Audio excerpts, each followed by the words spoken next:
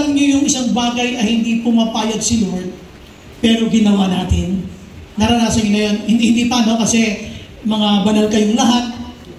Di ba? Mga banal kayong lahat. Kayo ba nagkasala na ng gano'n? Yung alam niyo ayaw ni Lord, tapos ginawa niyo. Nangyari na sa inyo yun? Sure? So, ibig sabihin, tao rin kayo, ha? Tao rin kayo. Ibig sabihin, so sabihin mo sa katabi mo, congratulations, tao ka rin pala. At least, di ba? We're still humans.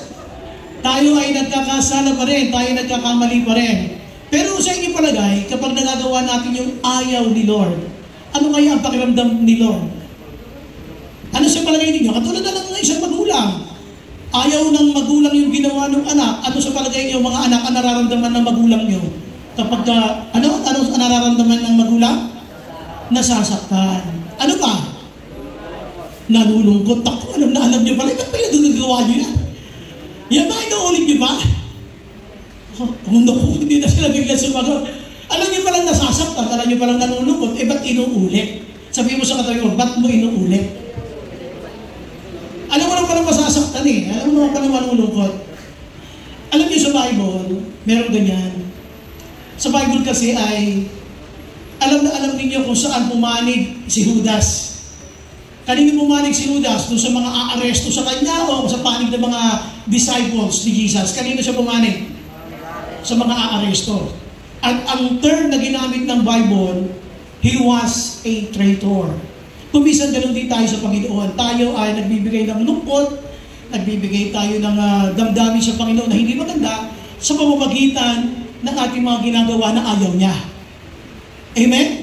Ngayon, kung gumagawa tayo ng mga ayaw niya, hindi pa natin ito matatanggap, pero yun ay salitang ginamit ng Bible, ang tawag doon ay traitor. Why? Because Judas, sa scripture, he was one of the disciples. Isa siya sa mga pinili ng Panginoon upang maging alagad niya. Pinagkatiwalaan siya ng mabuting balita. Nasaksihan niya ang mga himala ng Panginoon. Ngayon, bandang huli, inilaglag niya si Lord. Ibinigay niya si Lord doon sa mga taong naghahanap ng kanyang buhay sa pamamagitan ng 30 pieces of silver. At ang term ng Bible, he became a traitor. Amen mo ba? O ngayon ang tanong, paano ba nabubuo ang isang traitor? How traitors are made? Yun po ang gusto pag-usapan natin ngayong umaga. How traitors are made. Paano ba nabubuo sila? Paano ba sila nagiging ganyan? Kasi sa Bible, pag binasa ninyo, itong term kasi na ito, masakit ito lalo-lalo sa atin ngayon, pero it's a picture of describing people who knows the Word of God and yet they do what is against God. Kumbaga, alam mo na yung sabi ng Bible, pero ginagawa pa rin yung ayaw ni Lord. Ang Bible nagsabi na ang tawag dyan ay traitor. So yun, paano ba ito nabubuo? Paano ba nagiging ganyan? Di ba sabi nga nila, how to be you po? Ang galing, ano? Sa dami na gusto maging how to be you, maging traitor pa. Now, meron kasing verse sa Bible, sa book of Luke chapter 6, na gusto kong basahin natin. Dito sa verses 12 to 19. Basahin natin yung verse 12. Ito ang sabi ng Bible. Now it was at this time that he went off to the mountain to pray, and he spent the whole night in prayer with God. Sino tinutukoy niya dyan? Sabi ng Bible, si Jesus nag-pray magdamag. Nag-pray siya, ang kausap niya dyan, ang Diyos Ama. Tingnan niyo ha? Pagkatapos niya mag-pray, doon pinili yung 12 alagad. So, imagine Jesus, after his whole night of prayer, kaya po meron din tawag na overnight prayer meeting, kasi even Jesus did that. Dito ay magdamag siya na nanalangin, he spent the whole night in prayer with God. Tapos sabi ng Bible, and when they came, nung nag-umaga na, pinili niya na yung 12 alagad, kasama ka doon. Ay, ibig sabihin, nang pinili niya yung 12 alagad, kasama doon si Judas. Was Jesus wrong in choosing Judas? Bakit siya naging Judas? Nagkamali ba si Lord? Doon natin pag-uusapan, mali ba si Lord nung tinawag niya tayo? Kasi kung nakikita niya na parang hindi tayo nagbabago, yung ugali natin ganun pa rin, was God wrong? Mali ba siya na pinili niya tayo? Si Judas, siya mismo pumili. And yet, the result was the opposite. So dito sabi ng Bible, and when they came, he called his disciples to him and chose 12 of them, whom he also named as apostles. Tinawag niya sila, itong mga alagad, pinili niya, at tinawag niya rin mga apostoles. Simon, whom he also named Peter, and his brother Andrew, and James and John, and Philip and Bartholomew, and Matthew and Thomas, James the son of Alphaeus, and Simon who was called the Zealot, Judas the son of James, and Judas Iscariot, who was a disciple before and now became a traitor. How to become a traitor? Pinag-usapan natin, how traitors are made. Kasi dito matininan nyo, siya ay tinawag, isa sa mga tinawag sa 12, pero dito Judas the son of James and Judas Iscariot who became. So, what is the process that you have to pass through to become a traitor? Yun ang pag-uusapan natin dito. Paano ba nabubuo ang pagiging isang traitor? Kasi natin yung traitor, hindi ito yung basta nagtaksil lang. Ito yung sa panahon natin ngayon, yung, alam mo yung salita ng Diyos, alam mo yung tama, and yet you keep on doing what is wrong. Yan ang pinag-uusapan natin. So, paano siya nabubuo? Pag tinanong mo, kayo ba ay mga totoong Kristiyano? Tsaka mag-amen kayo eh. Pag tinanong kayo ba ay traitor, hindi kayo kitibo. Kasi masakit yung salitang yun. But that was the description of the scripture. Tandaan niyo ito At sa 12 binanggit, and Judas who became, because before he was not. He was an apostle, but he became a traitor. So, how to become a traitor? Kaya tanong natin, how traitors are made? Or how traitors were made? Sabi mo sa katabi mo, makinig ka mabuti. Parang pag-uusapan ka. Makinig ka mabuti, parang pag-uusapan ka. Why? This is very, very important. Now, punta natin next slide. Kasi may next slide. Yeah, verse 17. And then Jesus came down. So, magmula doon sa bundukan na yan, bumaba siya, tapos pumunta sa isang lugar na medyo elevated ng konti, yan nakalagay dyan, and stood on a level place, and there was a large crowd of his disciples. Ang dami pa niya mga alagad, kasi alam lang natin ay yung 12 alagad lang, meron pa siyang 72 at meron pang 120. Hindi nga lang binanggit ang mga pangalan. Pero tandaan ninyo, maraming disciples si Jesus, hindi lang 12. The 12 disciples were the prominent ones, yung kilala because of the names. Pero meron pa siyang 70, meron pang 120, at marami pang mga alagad ang ating Panginoon. Now, tuloy natin. Kaya ang term na ginamit, and there was a large crowd of his disciples. Kung 12 lang yan, hindi babanggitin yung large crowd of disciples. Because marami siyang mga alagad. Now, tuloy natin. And a great multitude of the people from all Judea and Jerusalem and the coastal region of Tyre and Sidon, who had come to hear him. Kumbaga, lahat sila galing sa iba't ibang bayan, nagpunta kay Jesus. Ang purpose is to be healed of their diseases. And those who were troubled by unclean spirits, ibig sabihin yung mga inaalihan ng masamang espiritu. And those who were troubled by unclean spirits were being cured. At sila ay gumaling, yung mga inaalihan ng masamang espiritu. And all the people were trying to touch him. Halos lahat ng tao gusto siya mahipo. Sapagkat, because power was coming from him and healing them all. Wow. Siguro kung nandun tayo, baka isa tayo sa mga nakikipagsiksikan. Dahil sabi nito ng Bible, halos lahat ng tao gusto siya mahawakan sa pagkikita-kita na rin kapangyarihan ng Diyos na lumalabas. Dahil sabi nito ng Bible, at lahat sila ay nagsisigaling. Ito yung gusto ko ipakita sa inyo. Judas Iscariot was one of the witnesses of these miracles. Nakita niya kapangyarihan ng Diyos, pero tinalikuran pa rin niya ang Diyos. Nakita niya ang kanyang kapangyarihan, nakita niya ang kanyang kakayahan, nakita niya na was a first-hand witness. Nakita niya mismo.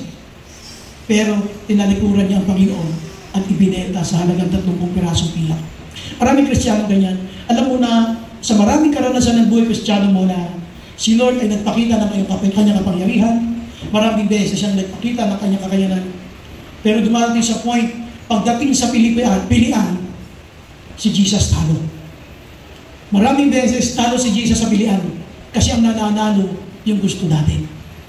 So, sa term ng Bible, uulitin ko lang uli, Judas Iscariot became. So there was a process happened before he was considered as a traitor. May nangyari. Doon tayo ngayon maghihimay. Anong nangyari bago maging isang traidor? Ano ang mararanasan mo muna bago ka makilalang isang traidor? Sakit ito eh. Kasi sabi ko, pag binasa niyo yung dulo, this is suicidal in nature. Ang isang traidor, walang magandang mapupunta sa kanya. Ibig sabihin, mapapakinabang. Ang dulo ng isang pagtataksin sa Diyos ay pagkapahamak mo. Sapagkat ang dulo niya, mapapansin ninyo, nagbigti siya. Kapag ikaw ay nagtaksin sa Panginoon, masisira ang buhay mo. Daig mo pa yung nagtampo sa bigas. Sapagkat ito ay mismong buhay mo ay mawawala. Alam niyo naman na nangyari, siya ay nagpatiwakal. Lahat ng nagtangka o kaya naranasan ang mabuhay, desisyonan ang buhay na lumayo sa Diyos ay isang pagpapatiwakal. Isang hakbang ng kapahamakan para sa kanyang buhay. Paano ba nag-uumpisang nabubuo ang pagiging isang trainer? Alam niyo, sabi ko nga, sa dami ng pwedeng pag-usapan, Lord, ito ba talaga dapat pag-usapan namin? Yes. Because this is the life of the Christians today. Napunta tayo ngayon sa next slide. Ito na. Pag-uusapan natin dito, itong part na ito na pamagitan ng isang babae na ang ngalan ay si Maria, sa Book of John chapter 12, ay kanya ritong hinugasan ang paa ni Jesus sa pamagitan ng kanyang mabango na binigay. Sabi dito ng Bible, Mary then took a pound of very expensive perfume of pure nard and anointed the feet of Jesus and wiped his feet with her hair. Ang gusto kong i-establish dito ay yung saan pa nag-umpisa ang pagiging makasarili ni Judas. Dahil dito gusto ko ipakita sa inyo na si Judas ay sa salitang kanto ay killjoy sa mga gawaing mga Diyos. Pagka may mga programang tungkol sa ikabibigay ng kaluguran ng Panginoon, killjoy yan si Judas. Tingnan niyo itong babaeng ito.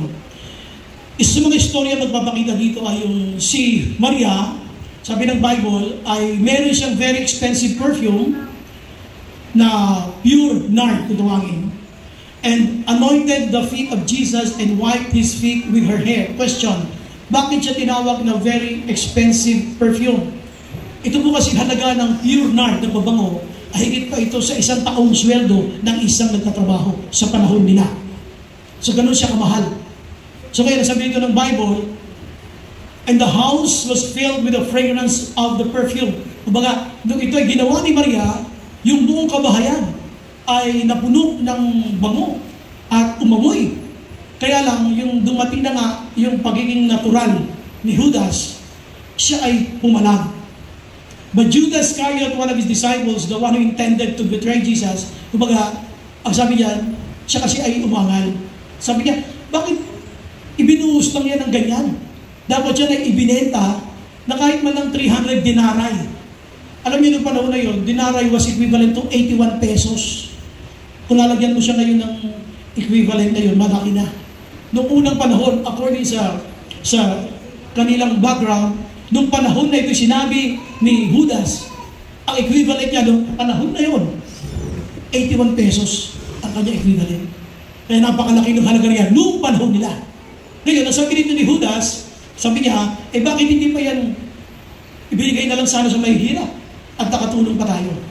Pero titignan ninyo, ang sabi ng second slide, pero bago natin puntahan yun, ang gusto ko napansin nyo rito, si Judas kasi ay treasurer. Siya ang treasurer ng grupo. Siya yung ingat yaman. Yung kanyang pagpalag dito, na akala mo concerned sa mahihirap, ay hindi naman. Sapagkat dahil si ingat yaman nga naman, kung yun na may bebenta, may dadagdag yun sa kanyang iniingatan na pananalapi ng kanilang grupo, at siya ngayon ay nakakakupit doon. Kumukupit kasi siya. So in other words, ang iniisip niya at that moment, hindi naman talaga ito sa mga mahihirap, kundi yung kanyang sarili. Sapagkat meron siyang kapakinabangan na nakukuha. Kung sakaling yan ay hindi na lang sana binuhos kay Jesus, ibinenta na lamang at sabi pa niya, sana ibigay na lang sa mahirap, at totoo hindi naman yun.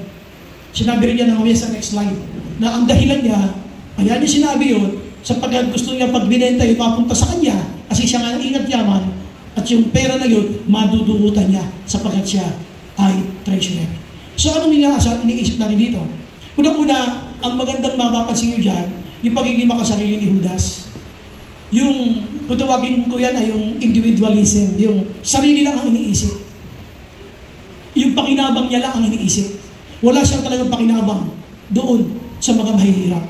Ang isang traidor, mahilig mabuti, sarili lang iniisip yan. Walang pakialam niya sa ibang tao. Walang pakialam niya kung masasaktan si Lord. Walang pakialam niya kung magtatampo si Lord o sasamaan loob ni Lord. Basta magawa ko yung gusto ko. Ito yung unang main point natin, ito yung individual. Sarili lang ang iniisip. Karamihan ng traidor, sarili lang ang iniisip. He doesn't care about consequence. Hindi niya iniisip ang magiging resulta. Ang kailangan lang magawa niya yung gusto niyang gawin. Individual. Now, ngayon, sabi nito ng Bible, gusto ko lang pansinin niyo yung klase ng perfume na kanyang ibinuhos. Mary then took a pound of very expensive perfume of pure nard and anointed the feet of Jesus and wiped his feet with her hair.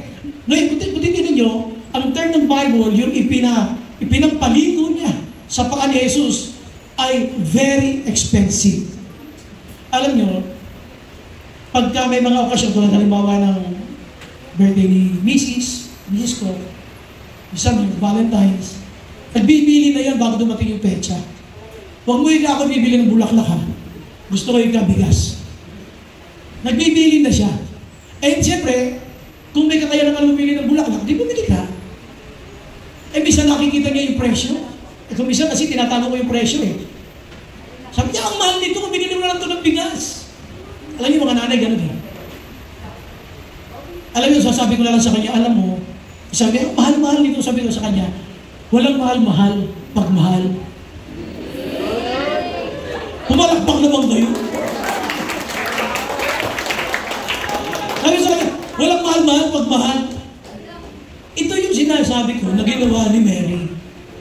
Ang description ng Bible, it was a very expensive perfume. Very expensive. Wala siyang pakialam. O napakamahal nito. Basta para kay Lord, gagawin ko to. Amen. O palakpakan natin si Lord. Walang mahal-mahal pag mahal. Mahal mo si Lord. Gawin mo yung best mo para kay Lord. Kaya nga lang dito, hindi kinatuwa to ni Judas. Ito yung sinasabi ko na killjoy eh. Natuwa dito si Lord eh. Pansinin niyo, yung mga nakakontra sa gawain ng Panginoon, ito yung mga killjoy. Na banda huli, sila mismo nagsasanda ng hindi maganda. Tingnan niyo ito, sinabi niya. But Judas Iscariot, one of his disciples, the one who intended to betray him, tingnan mo one of his disciples, he said, ano yung sabi niya? Sige, next slide tayo. Why? Sabi niya, why was this perfume not sold for 300 denarii and the proceeds given to poor people? Bakit hindi nila ito binenta ng 300 denaryo? Sabihin, nung panahon na yan, nung panahon nila, panahon ni Jesus, 1,000 taon na nakalilipas. According sa research, ang isang denarii ay 81 pesos ang equivalent noong panahon na yan. Eh magkano yan? So malaki yan, noong panahon na yan. So ngayon dito sabi ng Bible, he said this not because he cared about the poor. Ito yung paliwanag kanina. Sinabi niya, hindi dahil may malasakit siya sa mahirap. Now he said this not because he cared for the poor, but because he was a thief. Tingnan niyo nga. And as he kept the money box, dahil siya may hawak ng kabad ng yaman, he used to steal from what was put into it. Isa siya magnanakaw. Sarili lang iniisip niya. Ito, dapat ito encourage ito si Mary na, wow, si Jesus, ginawa na maganda ni Mary. Pero hindi kinontra niya eh. Iniisip niya yung kanyang makukulimbat, yung kanyang makukuha. Ang isang traidor, laging sarili ang iniisip. That's why we hurt God because we always please ourselves. Kapag pinili mo lagi ang sarili mo at hindi ang Panginoon, makikita mo, nasasaktan mo ang Diyos. Kapag pinipili natin madalas ang gusto natin, nasasaktan ang Panginoon. Ito yung sinasabi ko. Bakit niya sinabi ito? Hindi naman dahil siya may concern. Bakit niya pinili na sabihin ito? Sinabi niya sapagkat siya isang magnanakaw. Grabe ang mga description ng Bible. Now he said this not because he cared about the poor, but because he was a thief. Thief. And as he kept the money box, he used to steal. Wow. Very strong ang mga words na binanggit ng Bible. Ito yung sabi ko, wala siyang pakialam sa ginagawa mo para kay Jesus. Ang iniisip ko yung panginabang mo. Sana hindi na lang yung ginawa ganyan. Binenta na lang yan. At wala siya pinagbilan nga naman, mapupunta sa kanya. Di papunta sa kanya, nakukupitan niya. May pakinabang siya. Ang isang traidor, always think about himself. Dapat siya, nakasupport siya. Wow naman, ang galing ni Mary. Nakaka-bless ka naman, Mary. Talagang binigay mo yung best mo para kay Lord. Wala eh, kontrabida. Mga nakakontra. So dito, kung tingnan mo yung buhay ni Judas Iscariot, before he became a traitor, ang sabi ng Bible, atras tayo ito. He was one of his disciples. Kaya tawag traitor, kasi he was one of those disciples. Ibig sabihin, somebody who was close to you, na nakita niya ang iyong kapangyarihan, nakita niya ang iyong ginawa na magaganda para sa mga tao, pero ano nangyari? Tinalikuran siya. He was one of the disciples, pero sabi ng Bible, one of the disciples, pero he was a thief. Tingnan nyo, pinili ni Lord yun ha. Nagkamali ba si Lord? Parang tanong natin sa sarili namin, si Lord kayo nagkamali ng pinili niya. Ako tanong nyo kayo, sa tingin nyo ba pinili kayo ni Lord? Huy! Sa tingin nyo ba pinili kayo ni Lord? Yes. Sa tingin nyo nagkamali kaya siya? Huy! Sa tingin nyo nagkamali si Lord sa inyo? Hindi. Diba? Sino sa inyo yung nakagawa na naman ginawa ni Judas? Naku naman talaga. Present! Yung nangupit. Yung mga nangupit kay tatay, kay papa. Naku, ang daming Judas dito. Ang dami pala Judasa, tsaka Judas. O kaya nang tulog si tata, tsaka bubuksan yung wallet, bubuksan yung bag. Pero ingat kayo ha. Nag-uumpisa sa maliit. Paliniwanan sa inyo mamaya kung bakit gano'n. Nag-uumpisa sa maliit. Nag-uumpisa sa maliit yan. So dito gusto ko lang pansinin nyo, yung word na individual. Ibig sabihin, a traitor, yung the road to become a traitor, it will start doon sa individualism. It will start from you. Ito muna. You want to please yourself regardless of. I don't care about the consequence. I don't care what people will say. What is important is I'm pleasing myself. What profit will I get from this? Sarili ko lang, iniisip ko. Now, pangalawa, dahil sa pangalawa, dito po rin tayo sa John 13 naman to. Ito yung panahon na sila ay nasa upper room. Kung natatandaan ninyo, di ba? Nung sila ay hinugasan na yung paa ng mga alagad, at pagkatapos hinugasan ng paa ng mga alagad, ay sinabi dito ng Bible na sinabi niya na ang puso ko ay namimighati sapagkat ako ay pagkakanulo ng taong pinakakain ko. At ang mga alagad ay nagkatinginan. At si Peter, linusuan niya si John. Ano mo kayo kung sino yung magkakanulo? Linusuan niya gano'n. Si John nakasandal siya sa bibig ni Jesus. Siya rin nasa akin. Lord, sino po yun? At sabi niya, ang ipagsawsaw ko ng tinapay, siya na. Alam naman natin ang kwento, pinagsawsaw ng tinapay dyan, si Judas. Ang ibinigay. Pero gusto ko lang kasi ninyo, bakit hindi ko pinakita dyan yung picture nung inaabot yung tinapay? Kasi gusto ko mag-umpisa doon sa nung hinahati pa lang yung tinapay. Kasi kung talagang si Judas ay mahalaga sa kanya yung relasyon niya sa Panginoon, hindi na magagawang iabot pa ni Lord yung tinapay. Pinupulit pa lang yung tinapay, nagsosorry na siya, Lord, sorry po. Huwag mo na po ituloy, Lord. Pero anong ginawa? Sabi ito ng Bible, so when he had dipped the piece of bread, nung pinagsawsaw na ni Jesus, si Judas, he took and gave it to Judas, the son of Simon Iscariot. After this, ano nangyari? Pinasukan na siya ni Satanas. Then Satan entered him. Akala ng iba, pagka yung nananadya kang huwag gawin ang gusto ni Lord, akala mo madali nun. Hindi mo alam, minsan, si Satan na nasusunod sa buhay mo. Hindi na ikaw. Patuloy mong ini-ignore ang katotohanan, patuloy mong binabaliwala ang katotohanan, ayaw mo sundin si Lord. May conviction na mumuusap ang banal na Espiritu, ayaw ba rin sundin? Hindi mo alam. It's now the enemy who you are obeying. It's not the Lord anymore. Kaya nung ibinigay ko ni Jesus yung tinapay na isawsaw na nga, pagkatanggap niya, yun. He took and gave it to Judas, the son of Simon Iscariot. After this, Satan and then entered him. Sabi ni Lord, sige na, lumakad ka na. Madaling, gawin mo na kung ano gagawin mo. Ano siya sabi niya? Nakinig kayo mo tiyan. Alam ko iniisip mo, Judas. Alam kong ipagkakanulo mo ako. Sige, lumakad ka. Tuloy mo, gusto kong gawin. magandang kanto sa panahon natin ngayon, ang tawag natin yan, reverse psychology. Alam na alam ni Lord na itong si Judas na pinakakain ko ngayon, na pinagsawsaw ko ng tinapay, ay pagkakanulo ko, gusto ko nung pagkaperahan sa mga chief priest. Hindi alam ng mga kasama nila sa upper room doon sa hapagkainan, pero alam ni Lord ang iniisip niya. Kaya ang ginawa ni Lord, sige na mga nila. Gawin mo na gagawin mo.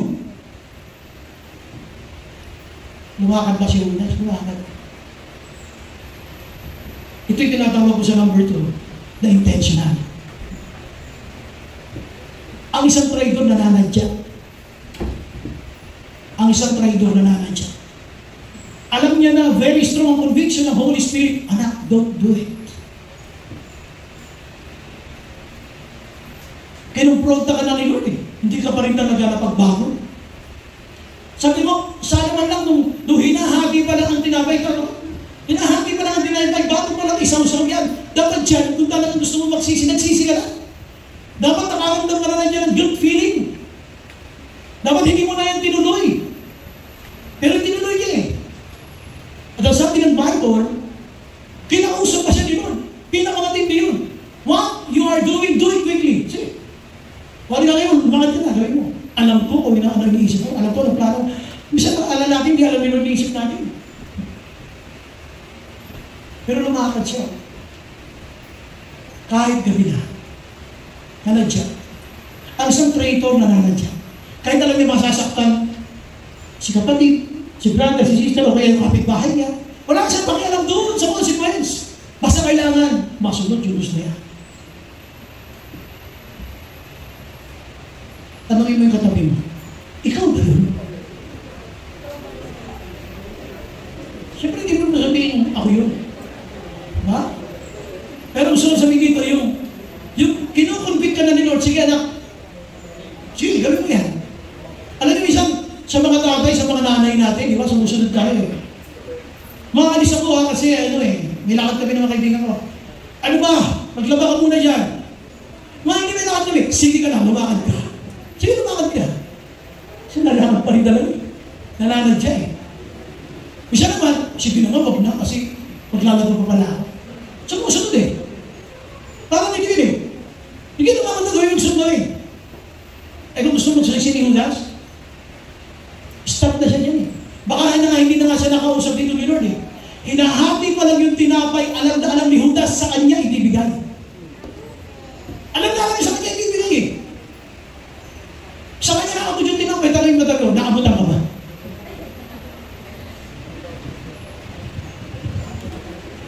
Baka nung inaabot yun, nakapaluhod ka na, isa mo to na. Baka nung inaabot yun, nakapaluhod na Lord, sorry po. Kasi alam na alam ni Lord eh. Sabi mo sa katay mo, alam na alam ni Lord. Alam na alam ni Lord eh. Kaya lang alam nyo, ito yung masingan mo. Si Judas kasi, treasurer. And as treasurer, ang pogi niya sa grupo. Inagyatan siya. Ibig sabihin, may position siya. Meron siyang ministry. Wow. May ministry siya, ang pogi niya eh. Hindi siya, tingnan nyo ha? Kaya, hindi siya napagkamalan na siya ay magkakanulo kay Jesus. Sabi ni Lord, what you are doing, do it quickly. Dito, alam niya ang tama, matindi. Pero dito, anong sabi ng mga kasama niya? Now, none of those reclining at the table knew for what purpose he had said this to him. Walang nakakalam sa mga kasama niya ng mga alagad kung bakit sinabi ni Lord John. Hindi nila pinag-isipan na siya'y traitor kasi nga may ministry nga eh. Sabi mo sa katay mo, hindi ikaw yun. Hindi ikaw yun. Bakit, tanongin kayo, bakit sa palagay ninyo hindi siya napagkamalan? Kasi nasanay sila na si Judas, minsan inuutusan ni Lord na bumili ng pagkain, ibigay sa mahihirap. Iniisip niya baka ganun yung pinagagawa ni Lord. Pero this time, very personal, what you are going to do it quickly. Sige. Grabe. Kung ikaw yun, di ba magkakalulong mo? Kasi magkakalulong na ako. Kung ikaw yun, ako. Sabi ko, baka napaluhod tayo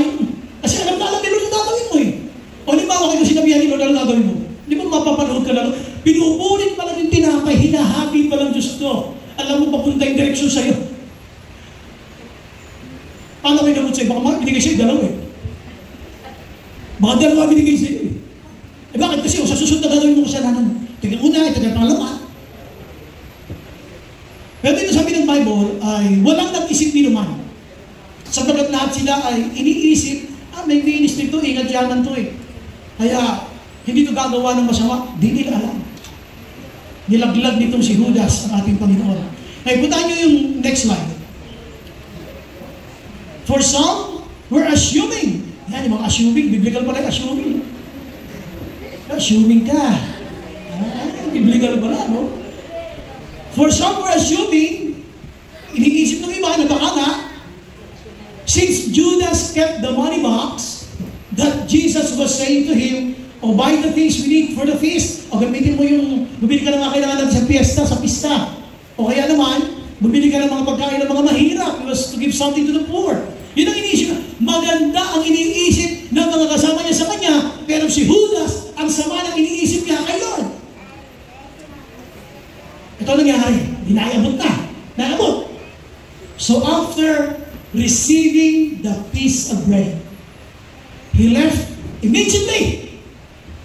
And it was time. Nanadya, intentionally. Umalis agad sa fellowship. Fellowship yan eh. Fellowship nila sa Cameroon. Hindi matapos yung service. Hindi matapos yung gawain. Nilayasan niya. And it was night. Kahit gabi, lumakad. Question, bakit lumakad ng gabi? Punta tayo sa kultura nila para maintindihan natin. Hindi po pwede na sa araw lalakad si Judas. Bakit? Yung lakad kasi na yan ni Jesus, ay ni Judas, kahit gabi na, sapagkat naghanap siya ng mga chief priest na pwedeng magbigay sa kanya ng 30 pieces of silver kapalit ng pagkakanulo niya kay Jesus.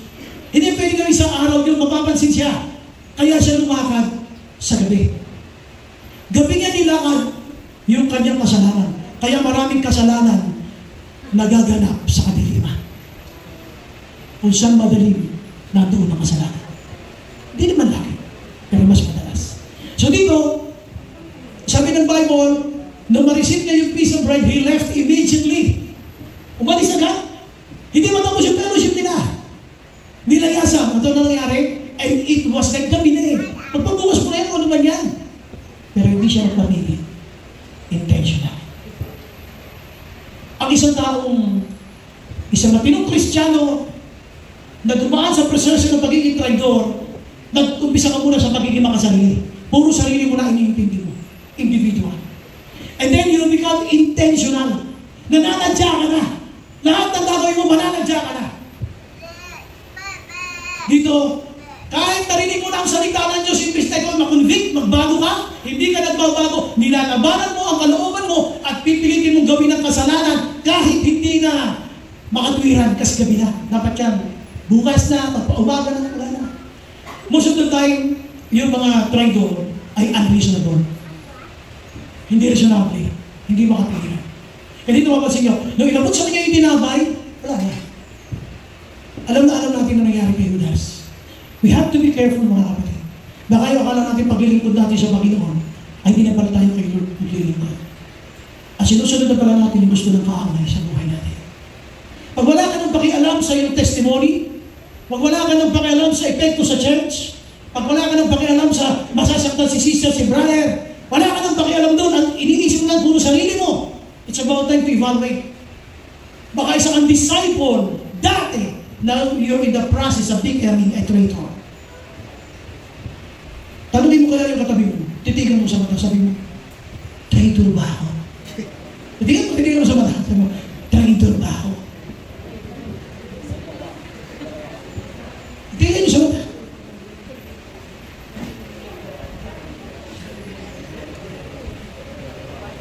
Sabi mo, yung pinangako mong chocolate, wala pa rin hanggang ngayon. Binigay mo honey. Okay, punta tayo sa pangatlo. Usap tayo ulit. Pag-usapan natin yung ating theme. Ano yung ating theme? How traitors are made. Paano ba nagagawa o nabubuo ang pagiging isang traitor? Sabihin mo sa katay mo, hindi ikaw yun. Ang hina, parang hindi ka naniniwala sa sinasabi mo. Ilakas mo ha. Sabi ko, hindi ikaw yun. Hindi na sinabi yung hindi. Sabi niya, ikaw yun. Sabi mo, hindi ikaw yun. Ulitin mo nga, hindi ikaw yun. Hindi. Okay, ano yung number 1 natin? Individual. Sarili lang. Iniisip. Number 2? Intentional. Now, pumunta tayo sa pangatlo. Yan. Itong makikita ninyo ay papapansin niya sa John 12 at saka John 13, tapos ibang part niya sa Matthew. Ito yung istorya ng buhay ni Judas. Gusto ko na ipakita sa inyo, eto na siya, wala na. Umalis na sa fellowship. Hindi pa tapos yung fellowship nila, nilayasan niya. He left immediately. Saan siya nagpunta? Eto. Then one of the 12, in-explain ulit. At ang isa sa mga alagad na ang pangalan ay Judas Iscariote went to the chief priest. Sabi mo sino ang nag-initiate? Yung chief priest o si Judas? Si Judas. Why? Sapagkat naghahanap siya ng magandang pagkakataon para ilaglag si Jesus. Sapagkat kikita siya ng 30 pieces of silver. Hindi ko naman sito. Usapan natin yung alang bargaining yung bargaining nila. Usapan. O sige, what are you willing to give me to betray him to you? Ang mundo ang daming offer. Sasabihin mo sa mundo, anong bibigay mo sa akin? Hindi na ako mag-church. Hindi na ako mag-church. Ano bibigay mo sa akin? Malalamig ako. Hindi na ako mag-ministry. Hindi na ako magiging faithful. Ano bibigay mo sa akin? Ganun ngayon ang usapan sa mundo. Bigyan ka na magandang sweldo. Huwag ka na mag-church Bigyan ka na magandang negosyo. Huwag ka na mag-ministry Ganun ngayon ang usapan. Kaya pag nakakita tayo ng matinding pakinabang, sasakmalin natin at the expense of the ministry. So dito, nagkaroon ng bargaining. Sabi niya, what are you willing to give me to betray him to you? And they set out for him 30 pieces of silver. At binilangan siya agad ng 30 pirasong pila. Sabi ko napakamura ng halaga ni Jesus. 30 pieces of silver. Alam niyo ba kung ano yung 30 pieces of silver? Halaga lang yan ng isang alipin sa panahon ng Bagong Tipan. Sa panahon ng Bagong Tipan, may mga tinatawag na liwasang bayan. Parang siya, parang tiyanggian. Alam niyo yung tiyanggi? Bawa sa mga palengke may tiyanggi. Bawa parang Quiapo, no? Sa labas ng Quiapo, parang may mga tiyanggian dyan. Natutuon yung tinatawag natin mga ibinebenta mga alipin. Yung mga servants. May mga nagbebenta sa kanila, may mga amo yan, may mga master yan. Pag may nagustuhan kang isang alipin, babayaran mo yung master niya ng 30 pirasong pila, tapos yung alipin na yun, magiging pag-aari mo. Walang gagawin yun, kundi sundin lahat ng utos mo. Yun ang 30 pieces of silver. So, ipinagpalit niya si Lord sa halaga ng isang alipin. Napakamura. Tanong nyo ngayon, magkano yung pinagpapalit si Lord? Magkano yung binibenta si Lord? Baka ito yung tanong ko, naibenta niyo na ba si Lord? Hindi kayo kumikibo? Palit. Ito kasi barter. Sa inyo na si Jesus, pay 30 pieces of silver. Kailan ka nakipagpalit? Sige, ayoko na lang mag-ministry, ayoko na kay Lord, ayoko na lahat. Ano bibigay mo sa akin? Ano mga pinagpalitan natin kay Lord?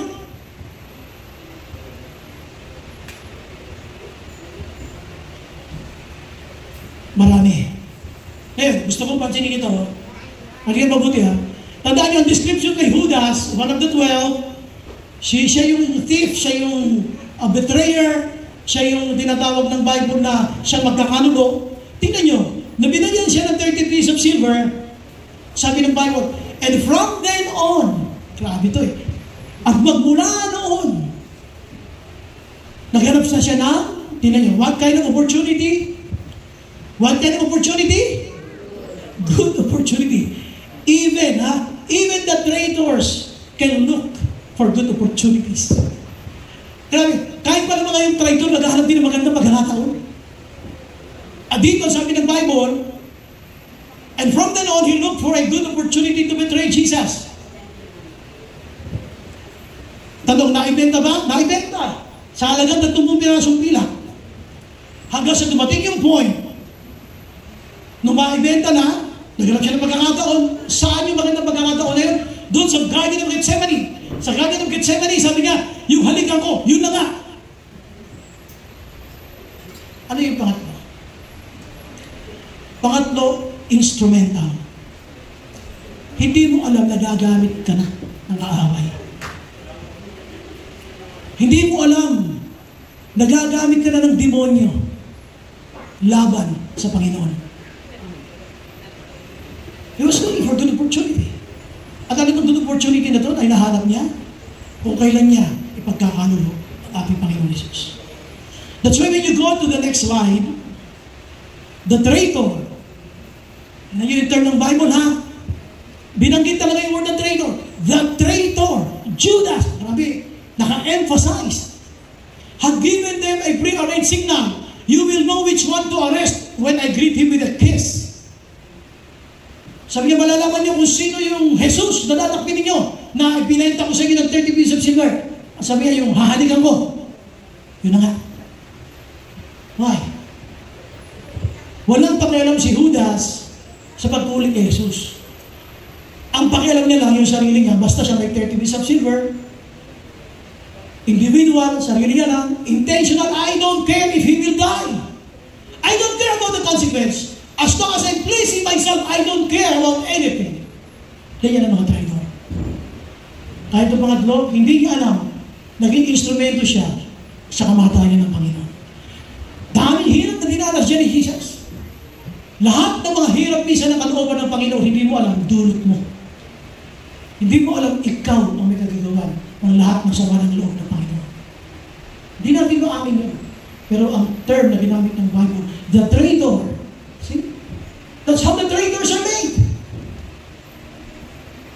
It will start from your own selfishness, yung individual. Susundan na yan ng pagiging intentional. Mananadya ka na ng mananadya. Sasaktan mo na si Lord, sasaktan mo na yung church niya, sasaktan mo na si brother, sasaktan mo na si sister. Wala kang pakialam sa magiging resulta. You don't care about it. Intentional ka na. At ang pangatlo, hindi mo alam. Instrumental ka na. Gamit ka na. Nagamit ka na ng kaaway. Kasi sabi ng Bible, the traitor Judas had given them a pre-arranged signal. Galing magplano. O sige ha, bago tayo lumakad, pag nakita niyo, mahinalingan ako, yun. Ang mga traitor humahalik din. Huy! Ang mga traitor humahalik din. Isipin niyo, sino-sino na humalik sa inyo. Sino-sino ba yung mga traitor doon? Isip ka lang isip. Ang mga traitor humahalik din. So, ano ginawa ni Judas? Grabe si Judas, oh. So Judas came straight to Jesus. Greetings, Rabbi, he exclaimed, and gave him the kiss. Binigay niya yung halik. Mga kapatid, you know why I'm preaching this? I want us to be aware and be sensitive. Na yung paglilingkod natin sa Panginoon ay hindi mahaluan ng impluensya ng kaaway. Be sensitive. Baka nagiging instrumento na ako ng kaaway, hindi ko alam. You started from being a disciple, now he became a traitor. Isang matinong Kristiyano. Ngayon na nangyari sa'yo, bakit nawala na? Yung mga sintomas ng pagiging Judas na sa'yo. Isang matinong born-again Christian. You started right. Kung kailan ka nagtagal sa Panginoon, para ang nalong nawala. Yung mga sintomas ng pagiging Judas, kitang-kita sa'yo. Na hindi naman dapat. And that's why we have to be ready. Anytime, napag-usap tayo sa Panginoon, sorry po, ang dami natin hingin ng tawad sa Panginoon. Yan ang instrumental. Alam niyo ba, makinig kayo mabuti yan. Sa John 13, pagkatapos sabihin ni Lord kay Judas, makinig kayo mabuti yan, na gawin mo na yung gagawin mo. Dahil mo madali. Lumakad pa rin siya eh. Alam niyo ba, pagkatapos niyang lumakad, doon niya sinabi sa mga alagad na mag-ibigan kayo. Kung anong piniibig kayo, mag-ibigan din kayo. Isang bagong utos ang niluutos ngayon, mag-ibigan kayo. Bakit? Si Judas kasi, marami magagalit sa kanya. Marami siyang natisod, marami nasaktan sa kanyang ginawa. Ano nangyari nung nagkahulihan? Nagtakbuhan, maraming naapektuhan. Mga kapatid, look at this. Kaya mong tingnan na Jesus suffered because of you? Kaya mong tingnan na si brother, si sister, mag-suffer because of you? Kaya mong tingnan na si Lord masama ang loob sa'yo? Ilang beses na tayo naging instrumento ng kaaway. We're telling God, Lord, I love you. I will never leave you, Lord. I will remain faithful serving you. Talaga? Kumusta na tayo, mga kapatid? Dito po ay hindi na siya nanadya, kundi nagpagalit na siya. Bakit? Meron pakinabang. Minsan, kung may pakinabang tayo, na tayo pakialam sa resulta. What is important to us is ourselves. Puro sarili natin. Napifig ang ego natin. Yung gusto natin, okay. Wala tayong pakialam sa kanila. Very intentional. Nananadya. At pangatlo, instrumental. Ikaw na nagagamit. Hindi mo alam, hindi ka aware. Hindi ka aware si Judas, nagamit siya. Nung pagka turo niya, eto yung huhulihin ninyo, yung hahalikan ko. Wala na ibang dinanas si Lord, puro suffering mo. Inaresto, pinahirapan, pinagbuhat ng krus, dinura-duraan, binambo sa ulo, nilatigo, pinagbuhat ng krus. Lahat na ng suffering na yun, gawa mo. Alternator mo si Lord. Hanggang doon sa krus na Kalbaryo, ipinako. Sino ba gawa? Ikaw. Ang dating suffering na inaabot ni Jesus, up to this moment, patay na siya, nag-resurrect na siya, hanggang ngayon, Jesus is suffering because of the Christians. Ang dami nating traitor. We still do what is against God. Kung ano yung ayaw ng Panginoon, yung pareho ginagawa natin. Hindi natin alam, magiging instrumento na tayo ng kaaway. So, paano natin conclude ang mensahe ito? So, ang conclusion natin, kanino ka ngayon pipili? Kanino ka papanig? So, yun ang ating tanong sa ating conclusion. Are you with Judas, the traitor? Or with Jesus, your Savior? Kanino ka papanig? Are you with Judas, the traitor?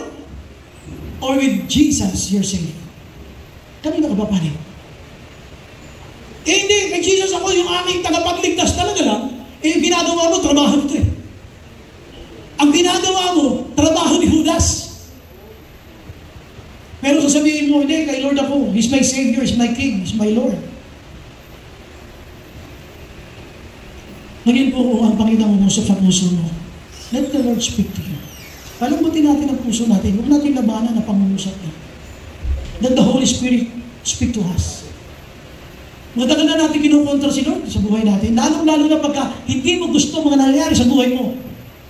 We are contradicting God. Nagagalit tayo sa kalooban natin. Hindi dahil ang mga nangyayari parang pangit. Pati si Lord. Pinagalitan mo na. Inayawan mo na. Hindi mo alam, nananakit ka na. Alam mo naman na pwede kang hindi pahingahin ng Diyos na yung gabi kung gugustuhin niya. Sa dami ng kasalanan natin, alam naman din natin lahat. Pwede na tayong pumanaw na sana. Pero napaka-matyaga ng Diyos natin, napaka-mapagmahal, mapagmatawad, maunawain na Diyos. Na kahit anong kasalanan mo, ganyan natin, pinatatawad kayo. May mga bagay lang na unpleasant para sa iyo, ay halos magrebelde na tayo sa Diyos. At ayawan na natin ang ating Panginoon. Paano ang umpisa? How traitors are individual. Please yourself. Number 2, intentional. Wala kang pakialam sa resulta. Gagawin mo ang gusto mo. Wala kang pakialam kahit na kanino. Nanadya ka pa. And number 3, instrumental. Hindi ka lang nanadya, nagpagamit ka pa. Bakit? May pakinabang ka eh. Kumisan, gano'n na lang tayo eh. Yung nagbigay sa atin ng kapakinabangan sa lupa, siya natin sinusunod. Pero hindi mo alam na nagbibigay sa'yo ng hininga para pakinabangan at magamit mo yung kapakinabangan dito sa lupa, ay ang Diyos na iyong pinagre-rebellihan. Mahal na mahal tayo ng Panginoon. Huwag yung tigasan na inyong puso kung namumuso sa inyo. If the Lord is telling you something, if God is speaking to you, change it. Obey God. Let the Lord speak to you. Ayaw mag-usap ang Panginoon. Magsisi tayo. Lord, sorry po for being so hard on you. Patawad po Panginoon. Hindi tayong tawad sa Kanya. I'm ready.